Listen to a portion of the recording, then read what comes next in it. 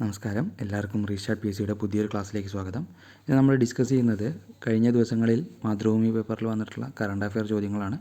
നമുക്കറിയാം, P S C പരീക്ഷകളിൽ current affair ചോദ്യങ്ങളുടെ എണ്ണം വളരെ കൂടുതലാവുണ്ട്. അതുകൊണ്ട് തന്നെ കറണ്ട് അഫെയർ നോക്കാതെ നമുക്ക് റാങ്ക് ലിസ്റ്റിൽ ഉൾപ്പെടുക എന്ന് പറയുന്നത് വളരെ ബുദ്ധിമുട്ടുള്ള കാര്യമാണ്. അപ്പോൾ പ്രത്യേകം ശ്രദ്ധിക്കുക. നമുക്ക് തുടങ്ങാം. 70 വയസ്സിന് മുകളിലുള്ള എല്ലാവർക്കും എത്ര രൂപയുടെ സൗജന്യ ചികിത്സാ സഹായത്തിനാണ് കേന്ദ്ര സർക്കാർ അംഗീകാരം നൽകിയത്? 5 ലക്ഷം രൂപയുടെയാണ്. അപ്പോൾ 70 വയസ്സിന് മുകളിലുള്ള എല്ലാവർക്കും 5 ലക്ഷം രൂപയുടെ ചികിത്സാ സഹായത്തിനാണ് കേന്ദ്ര സർക്കാർ അംഗീകാരം നൽകിയത്. ആയുഷ്മാൻ ഭാരത് പ്രധാനമന്ത്രി ജൻ ആരോഗ്യ യോജന PMJAY പദ്ധതിക്കു കീഴിലാണ് മുതിർന്ന പൗരന്മാർക്കുള്ള ചികിത്സാ സഹായം നൽകുന്നത്.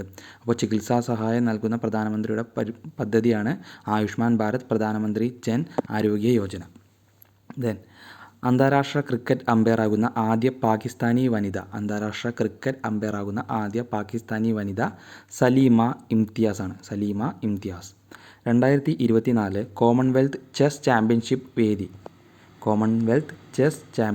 വേദി ശ്രീലങ്കയിലെ കലുത്തറയിൽ നടന്ന കോമൺവെൽത്ത് ചെസ് ചാമ്പ്യൻഷിപ്പിൽ അണ്ടർ 16 പെൺകുട്ടികളുടെ വിഭാഗത്തിൽ ഇന്ത്യയുടെ ശുഭി ഗുപ്ത സ്വർണവും അണ്ടർ 20 പെൺകുട്ടികളുടെ വിഭാഗത്തിൽ വെങ്കലവും നേടി.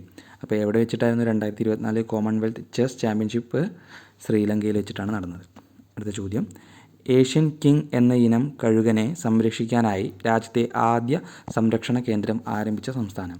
ഏഷ്യൻ കിങ് എന്ന ഇനം കഴുകനെ സംരക്ഷിക്കാനായി രാജ്യത്തെ ആദ്യ സംരക്ഷണ കേന്ദ്രം ആരംഭിച്ച സംസ്ഥാനം ഉത്തർപ്രദേശ്. മനുഷ്യനെ ബഹിരാകാശത്ത് നടത്താനുള്ള ആദ്യ സ്വകാര്യ ദൗത്യത്തിൻ്റെ പേര് പൊളാരിസ് ഡോൺ എന്നാണ്. ഇലോൺ മസ്കിൻ്റെ ബഹിരാകാശ കമ്പനിയായ സ്പേസ് എക്സ് ആണ് ദൗത്യം വിക്ഷേപിച്ചത്. ശതകോടീശ്വരനും വ്യവസായിയുമായ ജാരെദ് ഐസക്മാനാണ് ദൗത്യ സംഘത്തിൻ്റെ കമാൻഡർ. മുൻ US വ്യോമസേനാ pilot Scott Poteet, SpaceX എഞ്ചിനീയർമാരായ സാറ ഗില്ലിസ്, അന്ന മേനോൻ എന്നിവരാണ് മറ്റംഗങ്ങൾ. ഏഴാം സംസ്ഥാന ധനകാര്യ കമ്മീഷൻ ചെയർമാൻ KN ഹരിലാൽ. തദ്ദേശ സ്ഥാപനങ്ങൾക്കുള്ള സംസ്ഥാന സർക്കാരിൻ്റെ വിഹിതം തീരുമാനിക്കുന്നത് സംസ്ഥാന ധനകാര്യ കമ്മീഷനാണ്. 2 വർഷമാണ് കമ്മീഷൻ്റെ കാലാവധി. അപ്പോൾ സംസ്ഥാന ധനകാര്യ കമ്മീഷൻ്റെ കാലാവധി 2 വർഷമാണ്. KN ഹരിലാലാണ് 7ാം സംസ്ഥാന ധനകാര്യ commission chairman. Then Andaman Nicobar ദ്വീപ സമൂഹത്തിൻ്റെ തലസ്ഥാനമായ പോർട്ട് ബ്ലെയറിൻ്റെ പുതിയ പേര് വിജയപുരം. അടുത്തത്, അനുരകുമാര ദിസനായകെ ഏതു രാജ്യത്തിൻ്റെ പുതിയ പ്രസിഡൻ്റായാണ് ചുമതലയേറ്റത്? ശ്രീലങ്കയുടെ പുതിയ പ്രസിഡൻ്റാണ് അനുരകുമാര ദിസനായകെ. മാർക്സിസ്റ്റ് കക്ഷിയായ ജനതാ വിമുക്തി പെരുമുനയുടെ നേതൃത്വത്തിലുള്ള വിശാല സഖ്യമായ നാഷണൽ പീപ്പിൾസ് പവറിൻ്റെ NPP സ്ഥാനാർത്ഥിയായ ദിസനായകയ്ക്ക് തിരഞ്ഞെടുപ്പിൽ 42.31% വോട്ടാണ് ലഭിച്ചത്. പ്രതിപക്ഷ നേതാവും സമാഗി ജനബലവേഗയുടെ SJB സ്ഥാനാർത്ഥിയുമായ സജിത് പ്രേമദാസയാണ് 32.8% വോട്ട് നേടി 2ാം സ്ഥാനത്തെത്തിയത്.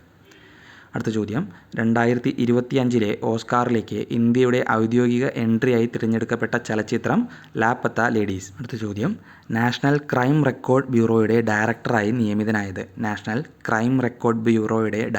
നിയമിതനായത് അലോക് രഞ്ജൻ. വിവേക് ഗോഗിയ സ്ഥാനമൊഴിയുന്ന പശ്ചാത്തലത്തിലാണ് നിയമനം. അപ്പോൾ അലോക് രഞ്ജനാണ് പുതിയ നാഷണൽ ക്രൈം റെക്കോർഡ് ബ്യൂറോയുടെ ഡയറക്ടർ. അടുത്ത ചോദ്യം, നാർക്കോട്ടിക്സ് കൺട്രോൾ ബ്യൂറോയുടെ NCB കൺട്രോൾ ബ്യൂറോയുടെ ഡയറക്ടർ ജനറലായി നിയമിതനായത് അനുരാഗ് ഗാർഗ്. അടുത്ത ചോദ്യം, 45ാമത് ഫിഡെ ചെസ് ഒളിമ്പ്യാഡിൽ ഇന്ത്യയുടെ മെഡൽ നേട്ടം സ്വർണ്ണമാണ് കേട്ടോ.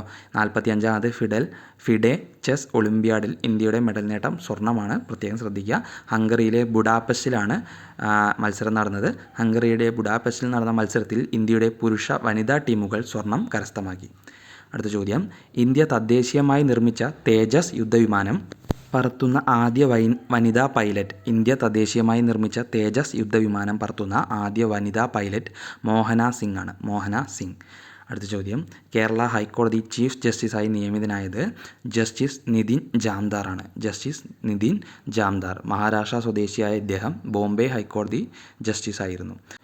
മഹാരാഷ്ട്ര സ്വദേശിയാണ് ഇദ്ദേഹം. ബോംബെ ഹൈക്കോടതി ജസ്റ്റിസ് ആയിരുന്നു. ഇപ്പോൾ കേരള ഹൈക്കോടതിയുടെ ചീഫ് ജസ്റ്റിസായി നിയമിതനായി. അദ്ദേഹത്തിൻ്റെ പേര് ജസ്റ്റിസ് നിതിൻ ജാംദാർ. അപ്പോൾ ഇത്രയും ചോദ്യങ്ങളാണ് നമ്മൾ ഡിസ്കസ് ചെയ്തത്.